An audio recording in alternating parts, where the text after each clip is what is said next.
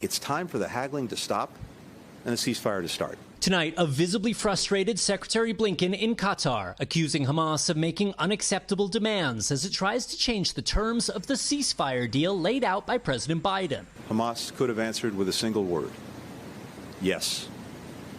Instead, Hamas waited nearly 2 weeks and then proposed more changes. A source familiar with the talks tells us Hamas is seeking a timeline for when Israeli forces will withdraw from Gaza.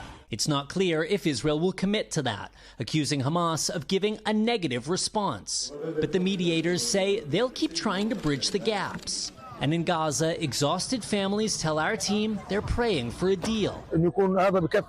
Enough killing, enough destruction, and enough suffering, this displaced man says.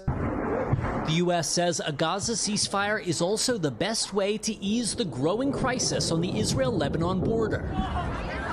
These Israeli families running from rockets fired by Iranian-backed Hezbollah militants. The IDF says more than 200 were fired today, one of the largest bombardments of the entire war. We're seeing more interceptions now over the skies of northern Israel as a fresh barrage of Hezbollah rockets comes in. The attack in response to this Israeli strike, which killed a senior Hezbollah commander.